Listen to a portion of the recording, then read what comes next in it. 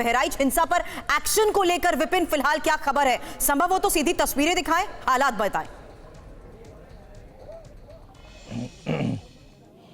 सुरभि, मैं इस वक्त बहराइच के महाराजगंज के उस शमशान घाट पर मौजूद हूं जहां पर थोड़ी देर पहले जो कल दुर्गा पूजा हिंसा के दौरान जिस शख्स की मौत हुई थी, रामगोपाल मिश्र, उनका अंतिम संस्कार किया जा रहा है। बहुत बड़ी तादाद में पब्लिक यहां पर इकट्ठा है और हम आपको सीधी तस्वीरें उस शमशान घाट की दिखा रहे हैं जहां पर उनकी चिता को थोड़ी देर पहले मुखाग्नि दी गई है।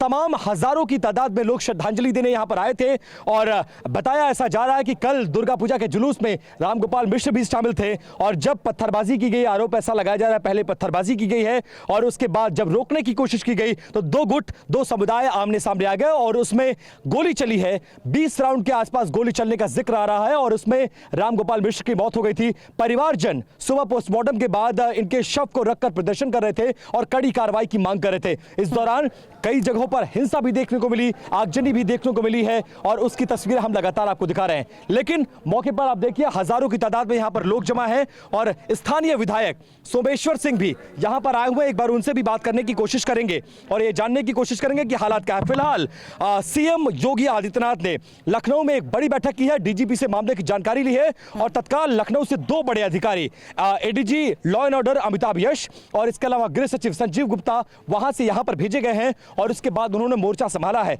हालात अब काबू में हैं। रह रहकर कुछ गांवों में हिंसा और आगजनी की खबरें आ रही हैं, लेकिन फिलहाल महाराजगंज का वो इलाका जहां कल हिंसा हुई, जहां आज हिंसा हुई, वो इलाका फिलहाल शांत नजर आ रहा है। एक मिनट के लिए आपको रोक रही हूं क्योंकि ये चार तस्वीरें एक साथ दिखाना चाहती हूं। तनाव की वो तस्वीरें जिसमें ये साफ हुआ कि कैसे हिंसक प्रदर्शन के दौरान आगजनी की घटना हुई, दुकानों के बाहर आगजनी और तोड़फोड़ की गई, ई रिक्शा में आग लगा दी गई, हिंसक भीड़ ने कार में आग लगा दी और प्रदर्शनकारियों ने बाइक शोरूम और हॉस्पिटल के बाहर मेडिकल स्टोर में भी आग लगा दी।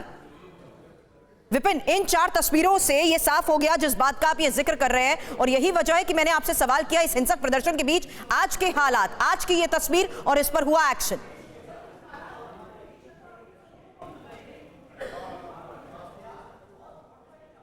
सरकार ने और स्थानीय प्रशासन ने यह अंदेशा था कि वो इलाका एक समुदाय विशेष का इलाका है और वहां पर टेंशन हो सकती है।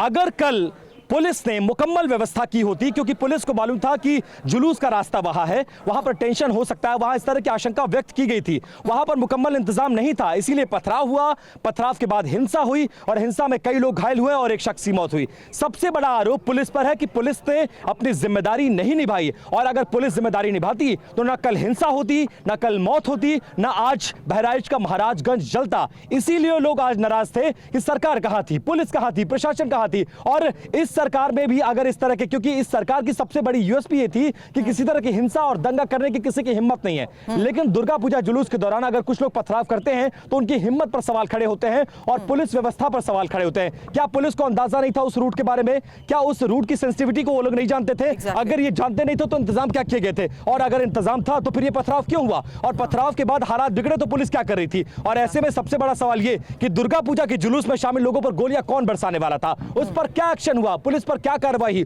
लोग बड़ा आश्वासन, बड़ी कार्रवाई चाहते थे। यही वजह है कि पोस्टमार्टम के बाद आज जब सुबह शव घर पर आया है तो 5000 के आसपास पब्लिक उनके घर पर इकट्ठा थी और वो लोग कड़ी कार्रवाई चाहते थे। पुलिस के द्वारा आश्वासन नहीं मिला, लोग सड़क पर शव को रखकर प्रदर्शन कर रहे थे। हजारों की तादाद में पुलिस वहां पर जरूर मौजूद थी, लेकिन लोगों का आक्रोश नहीं थमा और लोग उस इलाके में एक बार फिर से जा पहुंचे जहां कल हिंसा हुई थी और उसके बाद वहां पर जमकर आगजनी की गई है। हालात बहुत ज्यादा बिगड़ गए थे।